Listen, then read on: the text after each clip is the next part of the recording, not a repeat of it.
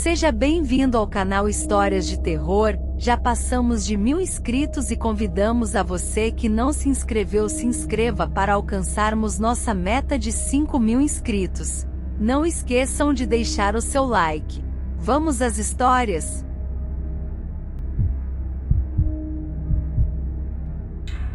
Quando meu namorado e eu vivíamos com seus avós alguns anos atrás, meu namorado trabalhava cedo. Ele saía de casa por volta das 4 da manhã. Numa manhã de inverno, enquanto ainda estava escuro, ele me deu um beijo de despedida e voltei para a cama. Alguns minutos depois, ouvi batidas contínuas na porta da frente. Imediatamente, eu assumi que era ele esquecendo algo e estando meio dormindo, eu corri do meu quarto até as escadas para abrir a porta, mas assim que eu alcancei a porta, sua avó chamou-me lá de cima e disse: "Não abra a porta. Não é ele." Eu congelei e estava com muito medo de espiar pela janela da porta da frente para ver quem realmente era. A avó dele olhou para fora e disse que era um homem que não tinha jaqueta, o que era estranho considerando o frio que estava fazendo. Ele então deixou nossa porta e seguiu seu caminho pelas ruas. A avó me disse que sabia imediatamente que não era meu namorado, porque se fosse realmente ele teria aberto a porta com a chave da casa, ele não nos acordaria tão cedo da manhã. Pouco tempo depois, um carro da polícia cruzou nossa rua com uma luz acesa, como se estivessem procurando por alguém. Eu estava tão aterrorizada que decidi dormir lá em cima na sala de estar. Mais tarde, a avó falou com nossos vizinhos e descobriu que ele também estava batendo na porta de todos no mesmo quarteirão. Um dos vizinhos, um par de casas ao lado, é um cara grande e alto, e disse que falou com o estranho através da porta, perguntando o que ele queria. O homem disse que alguém está procurando por ele, eles queriam matá-lo e que ele precisava se esconder deles. Eu sou pequena e na época eu tinha cerca de 19 anos. Eu não posso imaginar o que poderia ter acontecido se eu tivesse aberto a porta para ele, ou se a avó do meu namorado não estivesse lá.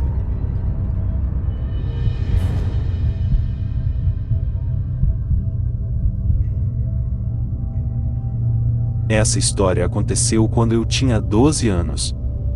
Sou mulher e tenho 25 agora. Lembro-me que era um sábado à noite, por volta das 21 ou 22 horas, no horário de verão. Eu tinha um cachorro na época, o nome dele era Benny. Meus pais decidiram naquela noite que eles estavam com vontade de dar uma volta pelo quarteirão, passeando com Benny, e me perguntaram se eu queria me juntar a eles.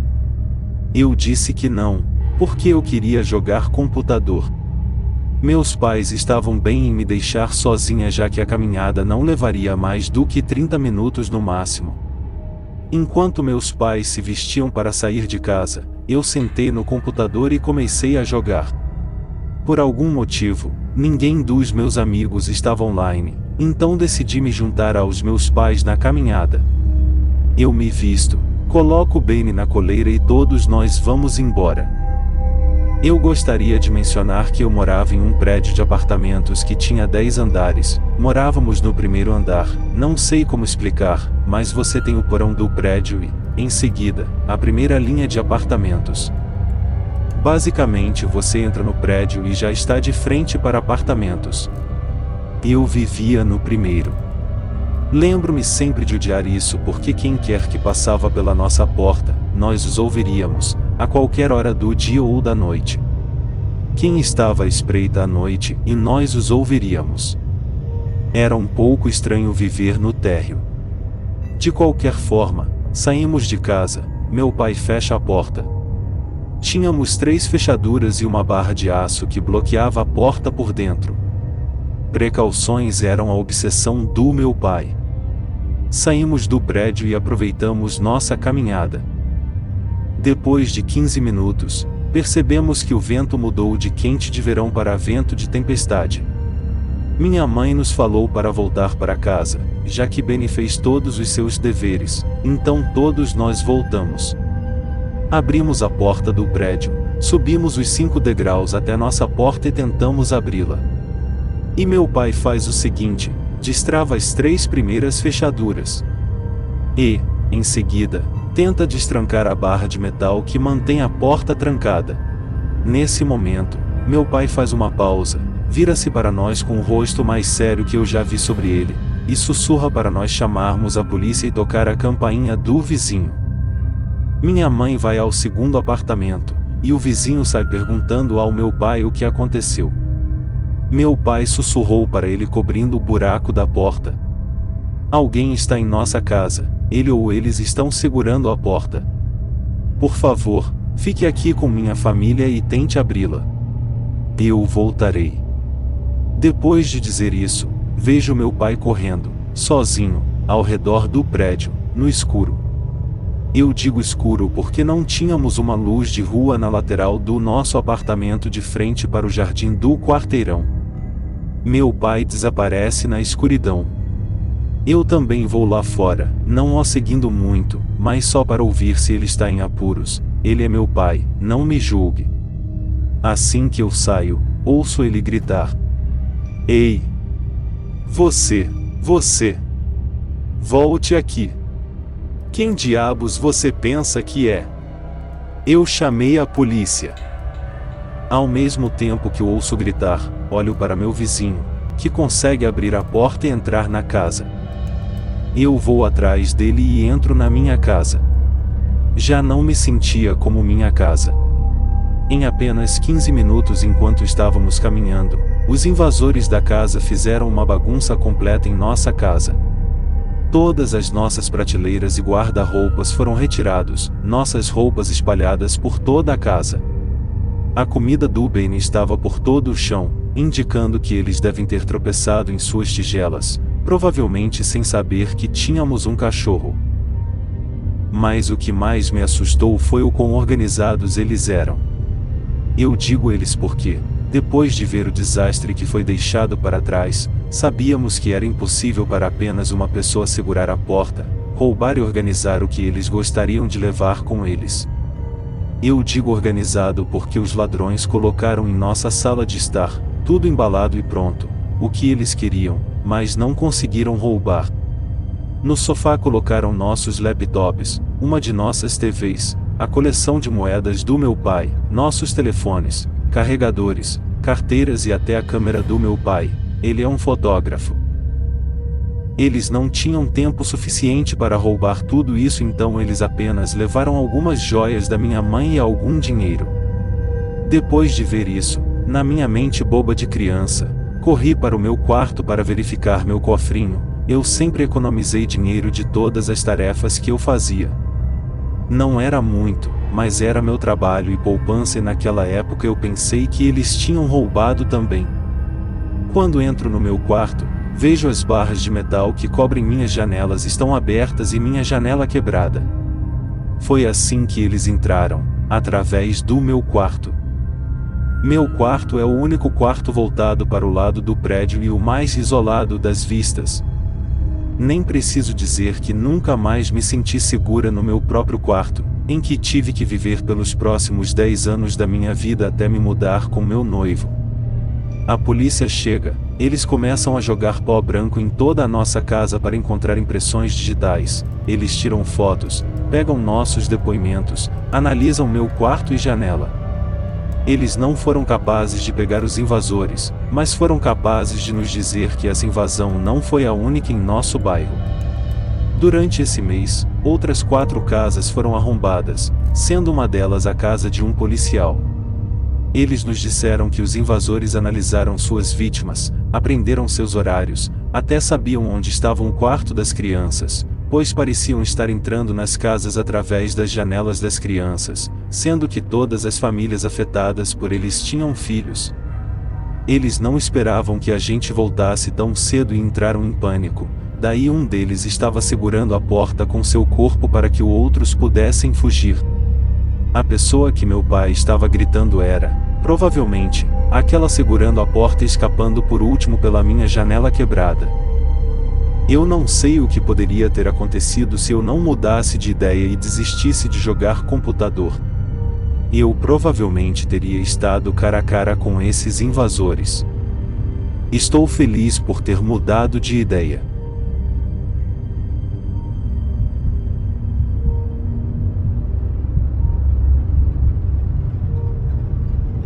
Três ou 4 dias atrás, minha esposa e eu estávamos dormindo no nosso quarto. Por volta das 2h45 da manhã, nosso pastor alemão Duque começou a latir violentamente. Nunca o ouvimos latir assim antes, então assumimos que algo estava errado.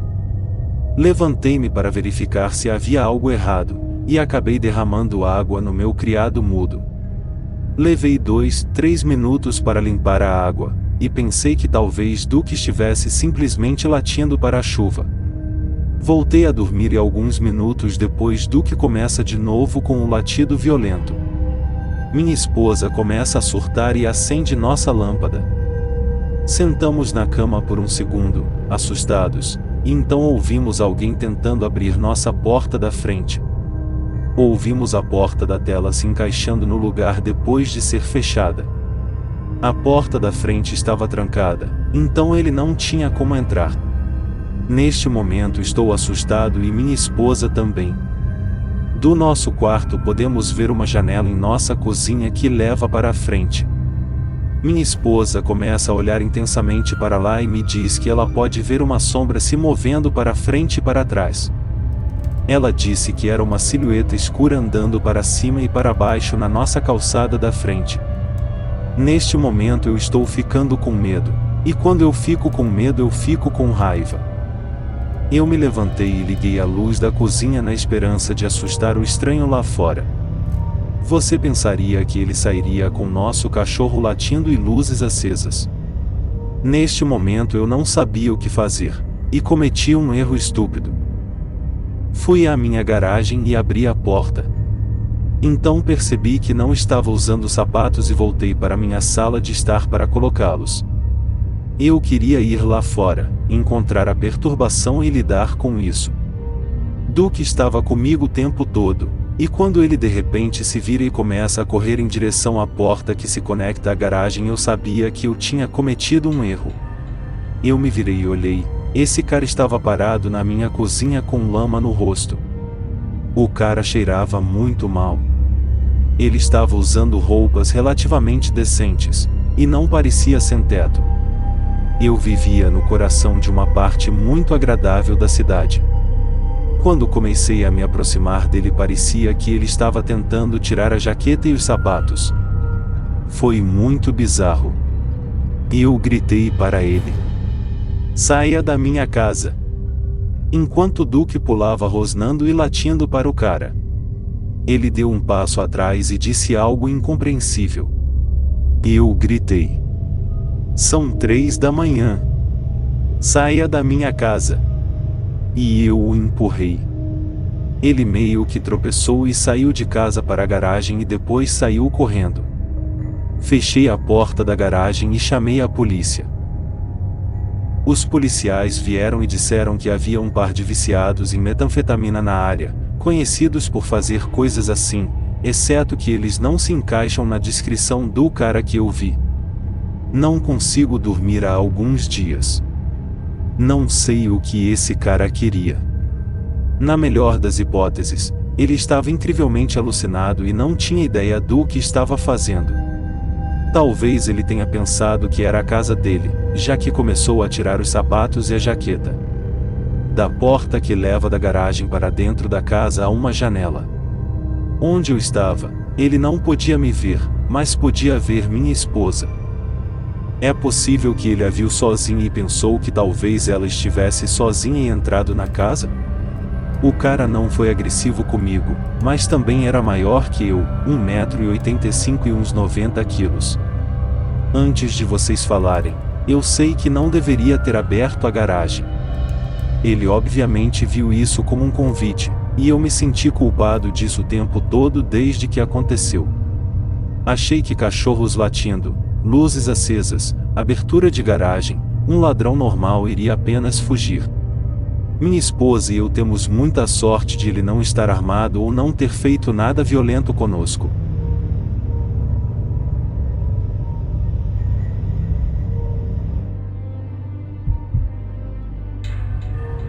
No final da minha adolescência em Dublin, Irlanda, eu costumava ir a uma balada toda semana e conhecia a maioria dos frequentadores de lá, ao ponto de eu me sentar em qualquer mesa e conhecer pelo menos algumas pessoas. Uma noite, fui apresentado a uma nova mulher que ninguém realmente conhecia muito bem, e eu disse olá, fiz uma conversa muito curta e educada e depois continuei o que fazia normalmente lá, dançar e beber. Nada de memorável aconteceu durante o tempo que passei lá naquela noite. No final da noite, saí um pouco mais cedo que meus amigos, porque morava bem longe fora da cidade. Eu pego um táxi para casa e fui para a cama, caindo em um sono profundo. Acordei de manhã, a luz do sol fluindo para o quarto, e imediatamente soube que algo estava errado. Muito peso na cama. Eu giro e olho para o final do quarto na ponta da cama, e lá estava a mulher da noite anterior, olhando para mim de olhos arregalados com total devoção e um sorriso estranho. Foi horrível. Eu não tinha ideia do que dizer, então eu não disse nada. Fiquei tão horrorizado com a expressão dela e toda a natureza bizarra da situação, fiquei paralisado. Não era um olhar comum, era assustador, obsessivo, insano. Eu sei que para um monte de caras a ideia de ter alguma mulher aleatória aparecer em seu quarto pode ser uma fantasia, mas não foi nada disso. Foi assustador, simples assim. Levantei-me, me vesti, juntei um pouco de coragem, virei-me para ela e disse: "Você está indo embora. Agora." E essencialmente marchei ela para fora da minha casa, dizendo-lhe que os ônibus saem do final da rua a cada meia hora. Ela saiu sem dizer nada. Ao falar com amigos e familiares, reuni os fatos do que tinha acontecido. Depois que saí da boate, ela tentou me alcançar, mas me perdeu de vista. Ela voltou, perguntou para todos, até que alguém lhe disse a área em que eu morava, pegou um táxi lá, bateu em portas aleatórias, acordando vizinhos e eventualmente disse a ela exatamente onde eu morava. Depois mentiu para minha irmã dizendo que eu estava esperando por ela. Minha irmã estava chateada por ter sido acordada, mas a deixou entrar. De lá, ela chegou ao meu quarto e sentou-se lá por Deus sabe quanto tempo, silenciosamente me observando. Acontece que quase ninguém do clube a conhecia, mas todos nós assumimos que outra pessoa devia conhecê-la. O que realmente me assusta é que se ela quisesse me machucar por alguma razão, ela facilmente encontrou o caminho direto para a casa da minha família, direto para o meu quarto. Estou tremendo de pensar nisso.